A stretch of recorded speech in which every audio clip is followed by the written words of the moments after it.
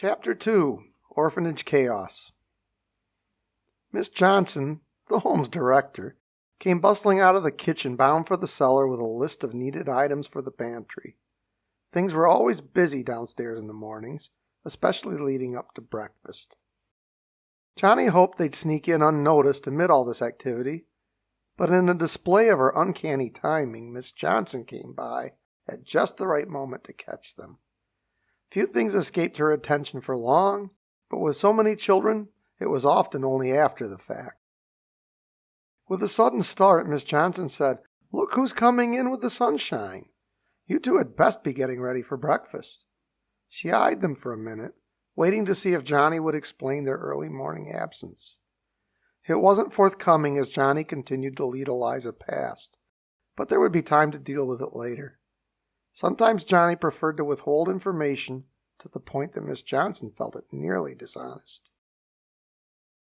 At this hour of the morning there were plenty of hungry mouths to feed, so breakfast took priority. Coming in the back door, she thought it unlikely they had been anywhere beyond the backyard, or perhaps the playground at the school. The thought of them returning from that old burned-out house never crossed her mind. Besides, she thought, Eliza was with Johnny. Despite his faults, he's always been such a level-headed boy. They're home now, and whatever transpired can't be undone. The matron of the home continued to the cellar with her mind rehearsing the list of needed items. Townsend Orphanage had been around in Townsend for a very long time. For as long as anyone could remember, the manager of the home was Miss Olivia Johnson. She seemed quite old when she'd first come, and by now the younger children thought she was ancient. There were rumors that the home would close when Miss Johnson could no longer manage it, or until she died, which most people reckoned would be the same day. People just couldn't imagine her continued existence apart from it. However, on this day she still had plenty of energy to spare, so this rumored demise would have to wait for another day. Johnny and Eliza could hear Christine softly singing Sunday's hymns in the kitchen as she was preparing the home's breakfast. The walls muffled the tune, but they could clearly hear the words, "How sweet the sound that saved a wretch like me. I once was lost, but now am found. Was blind," and then the noise of the many children drowned it out. Christine was a cook at one of the local restaurants who periodically helped in the orphanage kitchen. She always said, "I'm most at home in the kitchen and wouldn't know what to do with my mornings off, if not for Miss Johnson's need at the orphanage and choir practice." Miss Johnson's hands were always full with too many children to chase about and appreciated the help. They also heard the noise of the other children getting ready for the day ahead with the opening and closing of many doors and drawers upstairs. Every now and then, there were the sounds of voices, sometimes quite terse, as children had to maneuver through the crowd. Nobody noticed the two absentees. They were far too busy with their much-practiced morning routines, which often began before they were truly awake. Johnny took his coat from Elize Beth to hang in the closet before ushering her up the stairs to clean up for breakfast. Every now and then she turned just to see that he was still with her. For as long as she could remember, he was always nearby looking after her. The last few months Johnny had developed a bad habit of being gone most of the day, even after school. This disturbed Eliza greatly and made her very lonely, which didn't help her disposition. If only she knew what this meant, she would have been even more upset. The two paused at the top of the stairway. Johnny brushed back Elize Beth's bangs gently with his thumb, lightly tracing a half-inch scar that stood out white on her dark forehead. He did this often, but she never suspected any specific interest in the scar. Being in a particularly contrary mood, she squirmed and fussed, but truthfully she would have been deeply hurt if the ritual were ever forgotten. Eliza was keenly aware of the scar, but her questions about it always brought the same response. "Wait until you're a little older." In fact, all of Eliza's questions usually met with the same answer. Lately she'd begun to roll her eyes at this answer as often as she heard it, something she learned from the older girls. Sometimes she even completed the answer herself, in a mocking tone. Other children's questions about their backgrounds or their families usually resulted in some sort of answer. She complained frequently and loudly about this. You told Sarah Sue where her family lived. Or Timmy knows how his parents died. And you told Jason his parents' names. Though her complaining never got results, still she continued undaunted with questions and protests. Miss Johnson usually replied, well, for them the answers are much simpler. Eliza didn't like having such a complicated life. It always meant waiting. She was as big a mystery to herself as to others. For this reason, her brow was often furrowed, and her mouth in a frown. She felt like everyone always treated her differently, as though they weren't sure how to treat her. With one hand on Elize Beth's shoulder, Johnny gently guided her onward to the younger girl's rooms. Johnny watched as she entered before continuing to his own room. He carefully dried the corners of his eyes with his sleeve just before entering. As second in command, it wouldn't do to wear his heart entirely on his sleeve. Johnny wondered to himself, what more mischief can she possibly get herself into today? Elize Beth entered her room, and for the first time it dawned on the other young girls that she'd been absent. This particularly perturbed Alice, the oldest, who was enjoying being in charge. She was making the most of the short time she had left. In the fall she might move across the hall and find herself demoted to the youngest of the room again. As the self-appointed room leader, Alice made it her business to know everyone else's business and immediately set about the necessary interrogation. Eliza, I want to know the meaning of this. Why is it you were up and out the door so secretly that you woke no one? Elize Beth didn't even acknowledge Alice, but merely started putting away some of the playthings she'd taken with her.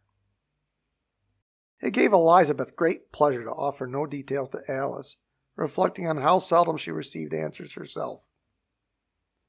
Tricia and Betsy quickly returned to their task of assisting Josie May and Addie.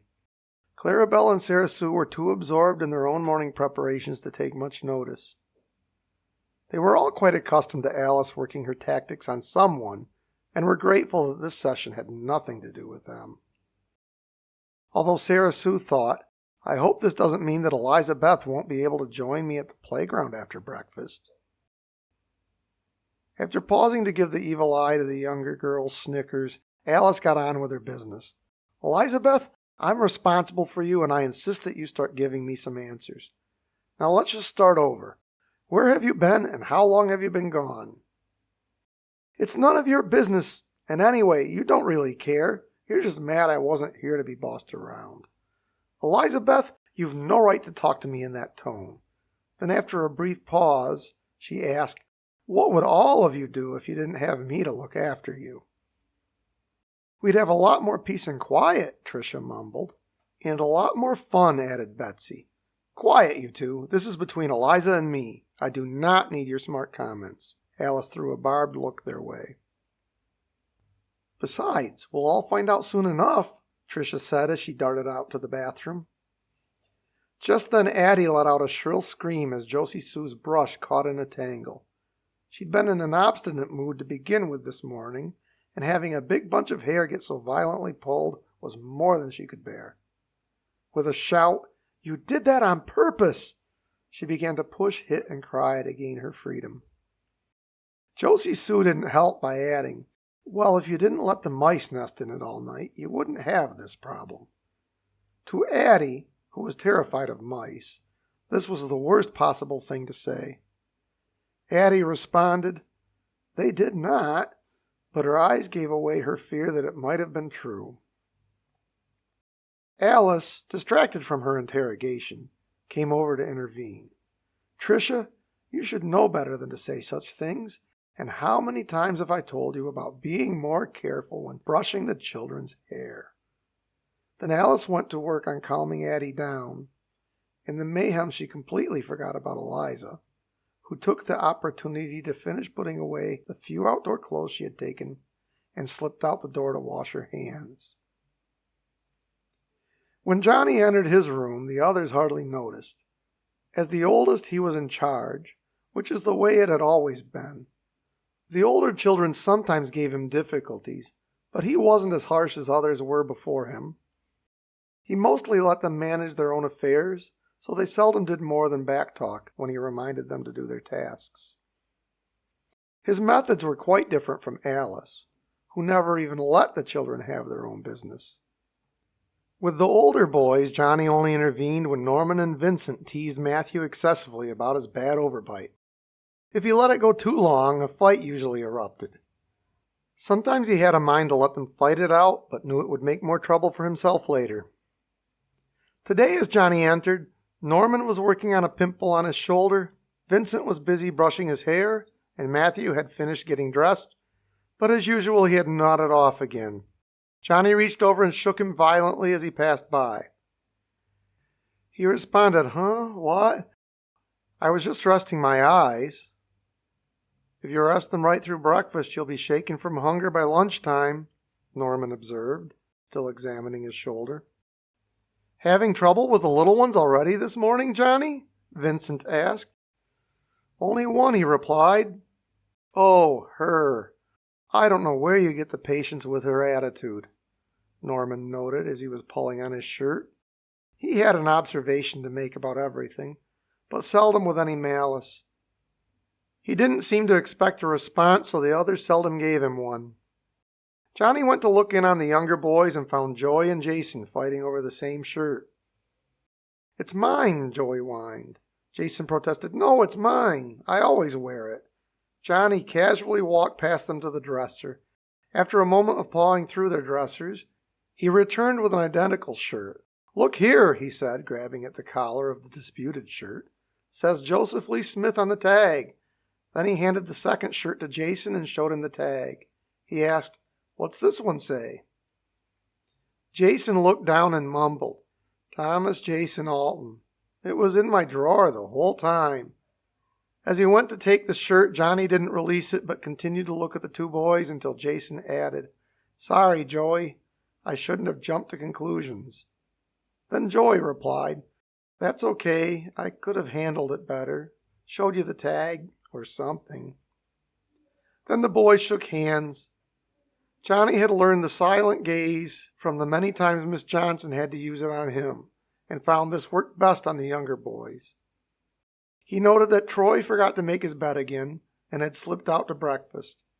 Troy needed to have this pointed out before he could go out to play, though personally Johnny saw bed making as a waste of time.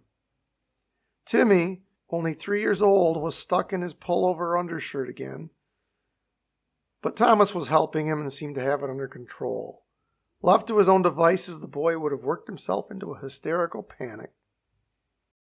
Michael was ready but had his head buried in a book. "Remember to mark your book at the end of the chapter and come on down to eat," Johnny instructed.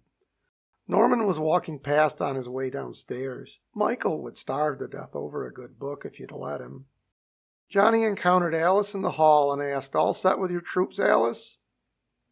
In a mocking tone, she responded, "All present and accounted for, sir." She was really thinking, "I have everything under control and don't need you poking your head in." Though often she did in fact need bailing out from some lapse in her leadership. At the door of the older girls, he knocked and asked, "Ready for breakfast?" He heard Mary's muffled response, "Coming." Johnny hardly reached the steps when Mary and Tanya emerged. He could hear Michael fumbling at the bookshelf in the boys' room and headed downstairs. His work was finished for the moment, as he thought, "Boy, I can hardly wait for the day I'm only responsible for myself." Other than summoning them to breakfast, Johnny didn't have much to do with the 5 older girls. They spent much of the time in their room, and Miss Johnson was better at handling their melodramatic moods. For that sort of work, Johnny had little patience. His dealing with the younger children required more of a hands-on approach, which suited him much better. Times were about to change in the orphanage. After completing 12th grade, the children had to leave the home behind. Soon it would be Johnny's turn to strike out on his own, sooner than he or the children cared to admit. To children, months seemed like years, so by their reckoning, they had a lot of time before this event.